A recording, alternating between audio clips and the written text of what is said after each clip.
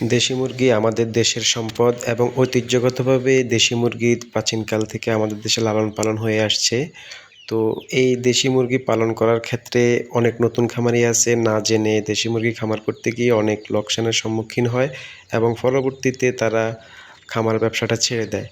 তো প্রিয় ভিউয়ার্স, আজকে আমি আলোচনা করব কিভাবে প্রথম মাস মুরগির বাচ্চা লালন পালন করলে আপনি দেশি মুরগিতে যথাযথ লাভবান হতে পারবেন এবং খুব ভালো রেজাল্ট পাবেন এখান থেকে।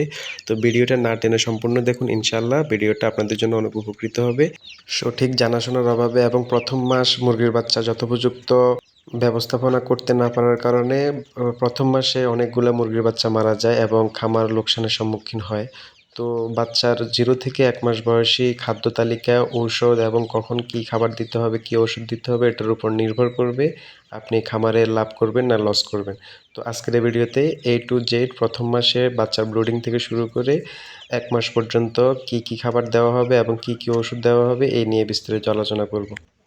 বাচ্চার প্রথম 3 দিন মুরগির বাচ্চাকে রক্ষাকারী কবচ বলা হয় এই 3 দিনকেই, কারণ এই 3 দিনের ভালো একটা ম্যানেজমেন্টের উপর নির্ভর করবে আপনার মুরগির বাচ্চা সুস্থ থাকবে না অসুস্থ থাকবে।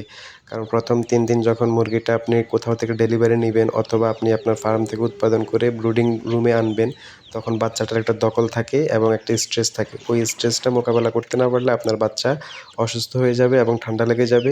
এই সময় বাচ্চা অনেক মর্টালিটি আর অনেক বেড়ে যায়। তো ঠিক ওই সময় প্রথম 3 দিন আপনি বাচ্চাকে যখন ব্রুডিংয়ে আনবেন, ব্রুডিংয়ে আনার পরে প্রথম তাকে পানি খেতে দিবেন। পানির মধ্যে লাইসোবিট অথবা প্রাকৃতিক পদ্ধতিতে আপনি একটু হালকা লেবুর রস মিশিয়ে প্রথম 2 ঘন্টা পানি খেতে দিবেন এবং এই পানি খাওয়া শেষে বাজার থেকে সোনালি স্ট্রেটার ফিড অথবা ব্রয়লার স্ট্রেটার ফিড এটা একটা পেপার অথবা ট্রের মধ্যে ছিটিয়ে দিবেন, ওখান থেকে বাচ্চা খাবার খেয়ে নেবে। লাইসোবিট দিলে মুরগির বাচ্চার দখলটা কেটে যায় এবং যদি কাঁচা নাভি থাকে নাভি শুকিয়ে যাবে। মনে রাখবেন, বাচ্চার যদি নাভি কাঁচা থাকে তাহলে এই বাচ্চা অসুস্থ হয়ে যাবে, দ্রুত জ্বর চলে আসবে, জ্বর চলে আসার পর বাচ্চা মারা যাবে। সুতরাং লাইসোবিট এবং লেবু পানি দিলে আপনার মুরগি সুস্থ থাকবে এবং ঝরঝরে থাকবে। ভুলেও প্রথম 3 দিন কোনো প্রকার অ্যান্টিবায়োটিক দিবেন না। 3 থেকে 5 দিন পরিষ্কার পানির সাথে আপনি গ্লুকোজ অথবা লাইসোবিট এই 2টা জিনিসই ব্যবহার করতে পারেন। 5মতম দিন থেকে 7মতম দিনে আপনি কিছু মাল্টিভিটামিন ব্যবহার করতে পারেন এবং 7মতম দিন থেকে 15তম দিন পর্যন্ত আপনি অবশ্যই জিঙ্ক ওষুধটা ব্যবহার করবেন, সাথে ভিটামিন AD3 ব্যবহার করবেন। তাতে মুরগির পালকগুলা ভালো থাকে এবং হাড় গঠনে সহায়তা করে। মুরগির বাচ্চার মর্টালিটি হার তখন অনেক কম থাকে এই ওষুধগুলো ব্যবহারের মাধ্যমে। এ সময় বাচ্চার পানির পাত্রগুলো অবশ্যই পরিষ্কার করে দিবেন, পরিষ্কার পানির পাত্র দিবেন এবং পরিষ্কার পানি দিবেন যাতে করে কোনো প্রকার ব্যাকটেরিয়া এই পানিতে জন্ম না নেয়, তাহলে কিন্তু বাচ্চার ক্ষতি হয়ে যেতে পারে। সুতরাং আপনারা এই সময়টাতে মুরগিকে যথেষ্ট পরিমাণ কেয়ার করবেন যাতে করে মুরগির বাচ্চার মর্টালিটি আর অনেক কমে যায়। এবার আসেন ভ্যাকসিনের বিষয়। ভ্যাকসিন হচ্ছে মুরগির রক্ষাকারী কবচ। মুরগির বাচ্চা সুস্থ রাখতে এবং দীর্ঘমেয়াদী খামার পরিকল্পনা করলে অবশ্যই আপনাকে ভ্যাকসিন দিতে হবে। ভ্যাকসিন ছাড়া আপনি কখনো খামার করে লাভবান হতে পারবেন না। যে কোনো সময় আপনার খামারে বড় কোনো দুর্ঘটনা ঘটতে পারে। এই দুর্ঘটনা এড়ানোর জন্য অবশ্যই যথাসময়ে আপনি ভ্যাকসিন দিবেন। ভ্যাকসিনের মধ্যে প্রথম 4র্থ দিনে আপনি BCRD ভ্যাকসিনটা দিবেন রানীক্ষেতের। এই রানীক্ষেতের ভ্যাকসিনের উপর নির্ভর করবে আপনি ভবিষ্যতে খামার করে কতটুকু লাভবান হবেন। এবং 4র্থ দিনে এই ভ্যাকসিনটা করার পরে আপনি 12তম দিনে একটা গাম্বুরো ডোজ বা গাম্বুরো ভ্যাকসিন করবেন। গাম্বুরো ভ্যাকসিন করার পরে 18তম দিনে আবার গাম্বুরো বুস্টার করবেন যাতে করে লং টাইম আপনার এই মুরগিগুলো সুরক্ষিত থাকে। এরপরে 24তম দিনে আপনি BCRD আবার রানীক্ষেতের ভ্যাকসিনটা বুস্টার ডোজ দিয়ে দিবেন যাতে করে রানীক্ষেত এবং গাম্বুরো রোগটা আপনার খামারে আর কখনো আসতে না পারে। এই ভ্যাকসিনটা দেওয়ার ক্ষেত্রে অবশ্যই খেয়াল করবেন যেন আবহাওয়া ঠান্ডা থাকে। চেষ্টা করবেন ভোর রাতে অথবা ঠিক সকালবেলায় ভ্যাকসিনটা দিয়ে দেওয়ার জন্য।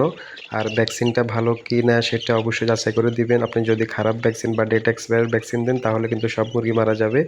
এবং ভ্যাকসিনটা কিন্তু নিয়মিত যথেষ্ট পরিমাণ দিবেন যাতে করে কোনো প্রকার বেশিও না হয় কমও না হয়, সেই বিষয়ে অবশ্যই খেয়াল করবেন। যদি নতুন খামারিরা ভ্যাকসিন দিতে না পারেন তাহলে অবশ্যই আপনি অভিজ্ঞ কাউকে দিয়ে করাবেন। আর যদি আপনার তাতেও সমস্যা হয় আমার সাথে যোগাযোগ করবেন, ইনশাল্লাহ আমি আপনাকে পরামর্শ দিব। ভ্যাকসিন দেওয়ার পর অবশ্যই আপনি ভিটামিন C জাতীয় কোনো ওষুধ দিবেন যাতে করে মুরগির কোনো প্রকার সমস্যা না হয়। তো আপনারা ভ্যাকসিন দেওয়ার শেষে 24 দিন থেকে 30 দিন পর্যন্ত বিভিন্ন ধরনের মাল্টিভিটামিন আছে এবং জিঙ্ক এই ওষুধটা চালিয়ে যাবেন। এই ওষুধটা যখন চালিয়ে যাবেন তাহলে আপনার মুরগিতে আর কোনো সমস্যা হওয়ার সম্ভাবনা থাকবে না। প্রথম 1 মাস যদি এভাবে আপনি মুরগির বাচ্চার খাবার এবং ওষুধটা যথেষ্ট পরিমাণে মেইনটেইন করতে পারেন, তাহলে আপনি খামার করে অবশ্যই লাভবান হতে পারবেন। আর আপনার খামারের মুরগির বাচ্চা মৃত্যুর হার অনেক কমে যাবে। অন্তত 95% শিওর থাকবেন যে আপনি এই খামার থেকে লাভবান হতে পারবেন। যদি প্রথম 1 মাস আপনি ভালো করে ওষুধ এবং খাদ্যটা না খাওয়াইতে পারেন, তাহলে আপনি কখনো খামার করে লাভবান হতে পারবেন না। আর প্রথম 1 মাস চেষ্টা করবেন মিনিমাম বাচ্চাকে সোনালী স্ট্যাটার বা ব্রয়লার স্ট্যাটার ফিডটা খাওয়ানোর জন্য। তাতে করে মুরগির গ্রোথ দ্রুত বেড়ে যাবে এবং রোগ প্রতিরোধ ক্ষমতা অনেক বেড়ে যাবে। প্রিয় ভিউয়ার্স, ভিডিওটা যদি ভালো লাগে অবশ্যই লাইক, কমেন্ট, সাবস্ক্রাইব করে দিবেন। সাবস্ক্রাইব করতে কিন্তু ভুলবেন না এবং পরবর্তী ভিডিও কোন বিষয়ের উপর দিব সেটা অবশ্যই পিন কমেন্টসে কমেন্ট করে দিবেন। ইনশাআল্লাহ পরবর্তী ভিডিওতে আমি আপনাদের সাথে ওই বিষয়ে আলোচনা করব। আপনাদের যদি কারো দেশি মুরগির বাচ্চা লাগে তাহলে অবশ্যই আমার সাথে যোগাযোগ করবেন। যে কোনো ধরনের যে কোনো বয়সের বাচ্চা আমি সরবরাহ করতে পারবো। ধন্যবাদ সবাইকে। আসসালামু আলাইকুম।